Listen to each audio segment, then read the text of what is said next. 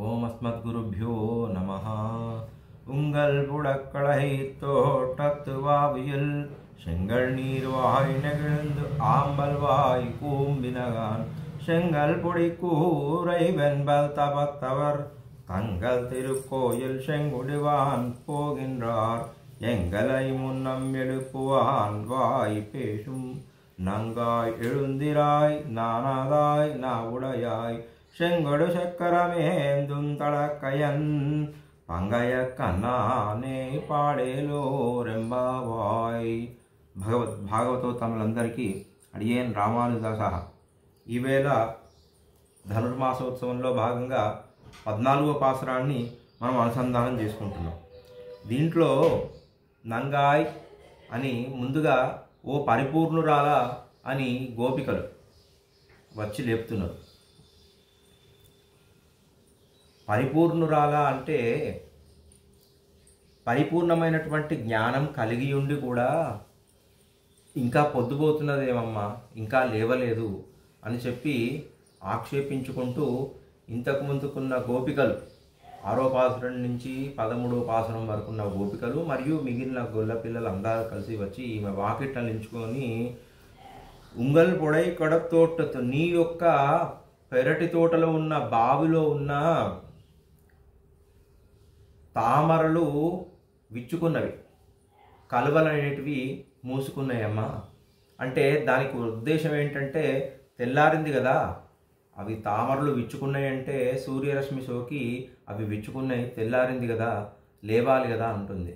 లేవాలి అంటే లోపడున్న గోపిక లేదండి, అది మీరు భ్రమపడుతున్నారు, మీ యొక్క ముఖ వర్చస్సు వల్ల ఆ కాంతి వల్ల అవి వికసించినవేమో అంటే, కాదమ్మా మేము బయట అనటం లేదు, నీ యొక్క పెరటి తోటలో నీ తలుపు గడి వేసి ఉన్నది, నీ యొక్క పెరటి తోటలో, మా బయట కాదు. మరి మీరు బయట ఎట్లా మా తోటలో పూచిందని ఎట్లా చెప్తున్నారంటే అనుమాన ప్రమాణం. బయట ఎట్లాగూ బయట కూడా తామరలు విచ్చుకున్నాయి, కలువలు మూసుకున్నాయి, అట్లనే అనుమాన ప్రమాణం నీ తోటలో కూడా, నీకు తోట ఉంది మాకు తెలుసు కదా, దాంట్లో బాగుంది, దాంట్లో కూడా పూలు అలానే చేస్తాయి అని చెప్పి అనుమాన ప్రమాణంతో అమ్మ చెప్తున్నామని చెప్పాను. లేదండి, అది మీ యొక్క ముఖకాంతితోనే అవి విచ్చుకున్నాయి కానీ వేరే ఉద్దేశం కాదు, ఇంకా నా తోటలో ఇంకా తెరుచుకున్నవో లేవో, కలువలు మూసుకునేవో లేదో అంటుంది. సరే అమ్మ, బయట ఎర్ర రంగు కషాయ రంగు బట్టలు వేసుకున్నటువంటి సన్యాసులు, మంచి తెల్లటి పలువరసగలిగినటువంటి సన్యాసులు మన ఆలయంలోని దేవుడి దగ్గరికి ఆరాధన చేయడం కోసం ఆయన వెళ్తున్నారమ్మా, ప్రత్యక్షంగా మేము చూస్తున్నాం అని చెప్పి ఇక్కడ ప్రత్యక్ష ప్రమాణంతో చెప్తున్నారు అమ్మ. అంటే లోపల ఉన్న గోపికను అలాగైనా తెల్లారింది, దీనికి కూడా గుర్తే కదా, నువ్వు లేవాలి కదా అని చెప్పాను. చెప్పిన తర్వాత అయినా కానీ నువ్వేం చెప్పినావమ్మా, ఓ లజ్జాహీనురాలా ఎలుందిరాయ్ నానాదాయ్ నావుడయాయ్. నానాదాయ్ అంటే లజ్జాహీనుడు అంటే నువ్వు సిగ్గు లేకుండా నిన్న రాత్రేమో మాతోని నేను ముందే లేచి మీ అందరినీ లేపుతానన్నావే, అట్లాంటిది ఇంకా మేము వచ్చేసరికి నువ్వు ఇంకా పడుకొనే ఉన్నావేమమ్మా, నీకు ఇంకా ఇంత మర్యాద లేదా, ఇంత లజ్జ లేదా, సిగ్గు లేదా అన్నట్టు ఆక్షేపిస్తున్నారు. మళ్ళీ వెంటనే నావుడయాయ్, ఆహా ఎంత మంచి నీ యొక్క మాటలలో దోషం లేనటువంటి శుద్ధంగా మాట్లాడేటువంటి వాటి దానా అని అంటున్నారు. ముందేమో పరిపూర్ణురాలా అని ఆమెను పిలిచిండు, తర్వాత నువ్వు మమ్మల్ని లేపుతా అని చెప్పి మర్చిపోయినావని చెప్పి లజ్జాహీనురాలు అంటున్నారు. దాని తర్వాత మధురంగా మాట్లాడేటువంటి నానాదాయ్ అని చెప్పి అంటున్నారు. అన్న తర్వాత వెళ్ళి తెల్లారిందమ్మా, మనం పోయి పుండరీకాక్షుని అనేటువంటి పరమాత్మను, అంటే లోపట అంతరాత్మ, ఇదివరకు పాశురాలనేమో విభవావతారాలని అమ్మ చెప్పింది, రామావతారం కృష్ణావతారం. ఇప్పుడు అంతర్యామగా ఉన్న పుండరీకాక్షుడు అంటే సాక్షాత్తు శ్రీమన్నారాయణుడు. ఆయనకు శంఖం చక్రం ధరించి ఆజానుబాహులు కలిగినటువంటి పుండరీకాక్షుణ్ణి మనము ఆరాధించడం కోసం పోదామమ్మ ఓ పరిపూర్ణురాలా అని చెప్పి ఆమెను లేపుతున్నారు. ఈ పాసనంలో అంతర్లీనంగా ఉన్న ఉద్దేశం, ఈమెను ముందుగా ఓ పరిపూర్ణురాలా నంగాయ్ అంటే ఎందుకని అంటున్నారంటే పరిపూర్ణమైనటువంటి జ్ఞానం కలిగినది. పూర్ణము అంటే పూర్ణమిదః పూర్ణమదః పూర్ణాత్ పూర్ణముదచ్యతే పూర్ణస్య పూర్ణమాదాయ పూర్ణమాదాయ అంటే సాక్షాత్తు శ్రీమన్నారాయణ స్వరూపునే పరరూపంలో ఉన్న నారాయణుడికి, వ్యూహరూపం పార్కడలి అంటే పాల సముద్రంలో ఉన్నటువంటి నారాయణుడికి, విభవావతారంలో రామకృష్ణ అవతారంలో ఉన్న నారాయణుడికి, అంతర్యామిగా ఉన్నటువంటి మన లోపట శరీరంలో ఆత్మపై అధిరోహించినటువంటి పరమాత్మ అయినటువంటి శ్రీమన్నారాయణునికి, తర్వాత అర్చారూపంలో మనం కోవెలలో వేయించేసి ఉన్నటువంటి స్వామికి ఏ రకమైనటువంటి తేడా లేదు. అంతటా అదే పూర్ణత్వం. ఇక్కడ అదే స్వామి, అక్కడ ఇదే స్వామి. అంటే ఈ పూర్ణత్వాన్ని మనం చెప్పుకోవాలంటే మనం ఉదాహరణ తీసుకుంటే మనం కరెంటుని తీసుకుంటున్నామండి. కరెంటు ముందు బొగ్గులో ఉంటుంది. బొగ్గు లేదా నీరు గారెల నుంచి ముందు విద్యుత్ తయారవుతుంది. తయారైన తర్వాత పెద్ద పెద్ద సబ్స్టేషన్స్ ఉంటాయి. దాని తర్వాత ట్రాన్స్ఫార్మర్స్ ఉంటాయి. దాని తర్వాత మన ఇంటిలో కరెంటు, తర్వాత మనం మొబైల్ ఛార్జ్ చేసుకునే పవర్ బ్యాంకులో కూడా అదే కరెంటు. బొగ్గులో ఉన్న కరెంట్ అదే శక్తిని ఇస్తుంది. పెద్ద పెద్ద సబ్స్టేషన్లో ఉన్న పవర్ అదే, తర్వాత ట్రాన్స్ఫార్మర్లోకి వచ్చిన అదే, ఇంట్లో ఉన్న అదే, మన పవర్ బ్యాంకులో ఉన్నా కూడా అదే విద్యుత్ శక్తి. అంటే పరమాత్మ శక్తి స్వరూపమే కదా. ఆ రకంగా పూర్ణత్వము అంటే పరమాత్మను ప్రతిదానిలో నువ్వు అనుభవించిన దానా అని చెప్పి పూర్ణురాలా అని చెప్పి సంబోధించి, మరి నీ యొక్క పెరటి తోటలో అంటున్నారండి. నీ యొక్క అంటే ఇక్కడ భగవత్ సంబంధంగా ఆమెను ఇంత పరిపూర్ణ జ్ఞానం సంపాదించింది. పరిపూర్ణ జ్ఞానురాలికి నీది నాది అన్న తేడా ఉంటుందా అండి? ఆమెకు నాది అనేది ఉండదు కదా, అది పరమాత్మదే అయి ఉంటుంది. అంటే నీ పరమాత్మది అని చెప్పడమే వారి ఉద్దేశం, కానీ నీది అని ఆక్షేపించడం కాదు. నీ యొక్క పెరటి తోటలో పద్మములు తామరలు వికసించినవి, కలువలు మూసుకున్నాయి. అంటే తామరలు అంటే పద్మములు తామరములు అంటే అవి సూర్యోదయానికి లేదా ఆచార్యుని యొక్క వాక్యములకు అవి విచ్చుకున్నవి, జ్ఞానము విచ్చుకున్నది. కలువలు మూసుకున్నాయి అంటే, కలువలు అంటే మనము ఇంద్రియాలు విషయాలపైన, ఇదిగో నేను అది తిందాము, ఇదిగో నేను అది చూద్దాము, ఇదిగో నేను దీన్ని మంచి వాసన చూద్దాము అనేటువంటి విషయాలపైన మన ఇంద్రియాలు బయటికి పోతాయి కదా, అవన్నీ మూసుకున్నాయి. అవి మూసుకోవడం వల్ల బాహ్య ప్రపంచంతో ఈ శరీరానికి సంబంధం తెగిపోయి లోపల ప్రపంచంలో జ్ఞానోదయం అవుతుంది. దీన్నే శ్రీ విద్యా ప్రకాశికలో లోపల కుండలిని వ్యవస్థ అని నాడి వ్యవస్థ ఉంటుంది. దీంట్లో షట్చక్రాలు, ఇంతకుముందుకు మనం షట్చక్రాలు ఇంతకుముందుకు పూర్వం పాసరంలో కూడా అనుకున్నాం. మూలాధార, మణిపూర, అనాహత, విశుద్ధ, ఆజ్ఞ అనే చక్రాలు మొత్తం మీద 6 చక్రాలు ఉన్నాయి కదా, అవి పద్మాల్లాగా ఉంటాయి, తామరల్లాగా. ఎప్పుడైతే విషయాలు కలవలు మూసుకున్నాయో ఈ పద్మాలలో ఉన్నటువంటి జ్ఞానం పెంపొంది, ఈ జ్ఞానం ద్వారా సహస్రార చక్రం కూడా తెరుచుకున్నది. అందుకే ఈమె పరిపూర్ణురాలు అయింది. ఆమె గాఢ నిద్రలో ఉందని అనుకుంటున్నాం, కానీ అది ఆమె పరమాత్మను లోపల అంతర్లీనంగా అంతరాత్మ ఉన్న పరమాత్మను ధ్యానిస్తుంది అని చెప్పడం ఉద్దేశం. ఇంకా ఈ బయట ఉన్న గోపికలు ఎలా కనపడుతుంది చెప్పాలంటే, లోపల ఉన్న గోపిక అంటే దీంట్లో అమ్మవారి లక్ష్మీ అమ్మవారి కళ్ళనేమో కలువ పూలతోని, శ్రీమన్నారాయణుడి కళ్ళనేమో తామర పూలు తోని పోలుస్తారు మన పూర్వాచార్యులు. అయితే లోపట ఉన్న గోపికను శ్రీకృష్ణుడు వెనక నుంచి వచ్చి ఈ గోపిక కళ్ళు మూసిండట. అంటే కలవలు మూసుకున్నాయి, మూసుకొని కృష్ణ పరమాత్మ కళ్ళు మాత్రం సంతోషంగా తెరుచుకొని ఉన్నాయట.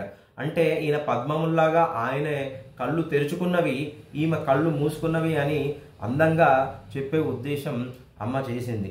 ఈ రకంగా బయట ప్రపంచానికి ఈ కలవలు మూసుకొని ఇంద్రియ జ్ఞానాలు లేక మన యొక్క లోపట జ్ఞానం పెరిగి దానివల్ల మన ఆంతరింగంలో అంతర్యామిగా ఉన్నటువంటి పరమాత్మను దర్శించుకోవడం. దీంట్లో కాషాయ రంగు కలిగినటువంటి తెల్లటి పలు వరుసలు కలిగినటువంటి సన్యాసులు అంటున్నారు. అంటే కాషాయం రంగు వైరాగ్యం, వాళ్ళకు బయట ఇతర ఇంద్రియ విషయాలపైన కోరికలపైన లేదు.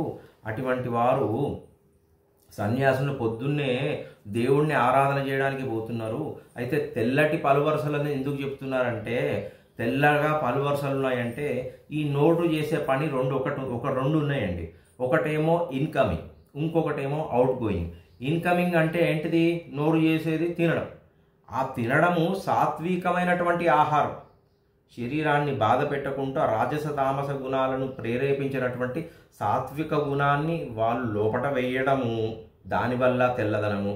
ఇది ఒకవేళ ఎప్పుడైతే సాత్విక గుణాలు విత్తనాలు మన శరీరంలో నింపినామో దాని నుంచి వచ్చే ఫలితం ఎట్లా ఉంటుందండి? సాత్వికంగానే. దానివల్ల మళ్ళీ అవుట్ గోయింగ్ ఏంటిదండి? మాట్లాడడం, నోరు చేసేది. ఇన్కమింగ్ తినడం, అవుట్ గోయింగ్ మాట్లాడడం. వారి మాటలు ఎలా వస్తాయి? ఒకరిని ఇబ్బంది పెట్టే మాటలు రావు, లోక కళ్యాణాన్ని కాంక్షించేటువంటి మాటలే వస్తాయి. ఆ రకంగా తెల్లటి పలువరుసలు అని చెప్పడం అమ్మ యొక్క ఉద్దేశం. దాని తర్వాత ఇంగలై మున్నం ఎడుపువాన్ వాయుపేషం. అమ్మ నువ్వు ఏం చెప్పినావమ్మా నీ నోటితోని? అందరికన్నా ముందే నేను లేచి మిమ్మల్ని అందరినీ లేపుతా అన్నావు. కానీ అది మర్చిపోయి ఎలాగమ్మా నీకు లజ్జాహీనురాలా అని ఆక్షేపిస్తున్నారు. నానాదాయ్ ఎలుందిరాయ్ నానాదాయ్ లేవమ్మా. లజ్జాహీనురాలా అనే అంత పెద్ద మాట ఎందుకు దీంట్లో వాడబడింది అంటే దాని ఉద్దేశము అది ఆక్షేపించడం కాదండి. ఎప్పుడైతే దీనికి ఒక ఎగ్జాంపుల్ చెప్పడము, ద్రౌపది వస్త్రాపహరణం అప్పుడు దుశ్శాసనుడు చీర లాగుతూ ఉంటే ఆ సిగ్గుతోని ఆమె ఆ చీరను పట్టుకున్నది. ఎప్పుడైతే పరమాత్మ శ్రీకృష్ణ పరమాత్మ సరే ద్రౌపది తనను తాను రక్షించే ప్రయత్నం చేసుకుంటుంది కదా, నేను పోవాల్సిన అవసరం ఏముంది అనుకుంది. అప్పుడు ద్రౌపది అనుకున్నది, ఆహా నేను ప్రయత్నం చేసినంతసేపు పరమాత్మ రాడు, మన ప్రయత్నాన్ని ఆపితే గాని ఆయన ప్రయత్నం మొదలుపెట్టాడు. అప్పుడు సిగ్గు విడిచినదై, అంటే సిగ్గు విడవడం ఉద్దేశం పరమాత్మ పైన పూర్తి భారం వేసినదయి, పరమాత్మను పూర్తిగా విశ్వసించినదై అని చెప్పడం. ఇక్కడ లజ్జాహీనురాల నానాదాయ్ అని చెప్పడం. ఆ రకంగా చేయడం వల్ల పరమాత్మ ఈమె పని ఆగిపోతే పరమాత్మ పని స్టార్ట్ చేసి ఈమె పైన అనుగ్రహం వల్ల ఈమెకు వస్త్రాపహరణం జరగలేదు. ఆ రకంగా ఆక్షేపించే ఉద్దేశం కాదు, ప్రేమతోనే చెప్తున్నారు. మళ్ళీ మధుర వాక్కులు మాట్లాడేదానాన్ని మళ్ళీ వెంటనే అంటే వెంటనే నీకు తిట్టి వెంటనే పొగడరు కదండి. దాని ఉద్దేశం ఏంటంటే అది తిట్టకుండా ఆమె యొక్క పరిపూర్ణత్వాన్ని లోకానికి చెప్పడం. దాని తర్వాత మధురంగా మాట్లాడేటువంటి అంటే ఇక్కడ ఏంటిదంటే మనము దీంట్లో ప్రమాణాలండి, వైదిక ప్రమాణాలు ప్రత్యక్షంగా కాషాయ రంగు వేసుకున్నటువంటి సన్యాసులు చెప్పారు. అనుమాన ప్రమాణం, బయట ఉన్న తోటలలో కలువలు మూసుకున్నాయి, తామరలు వెచ్చుకున్నాయి అంటే అనుమానంగా నీ తోటలో కూడా అదే జరగాలి. తర్వాత ఆప్తవచనం అంటే పెద్దలు శృతి ప్రమాణం.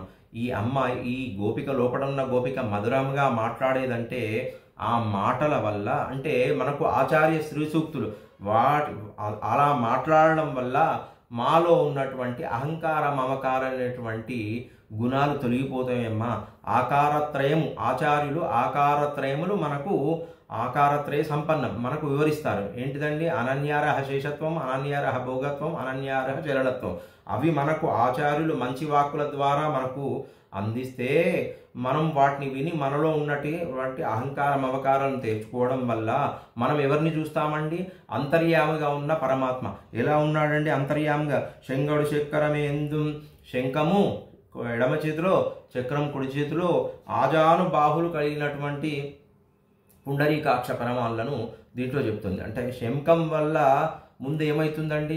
శంఖము శబ్దం చేస్తుంది.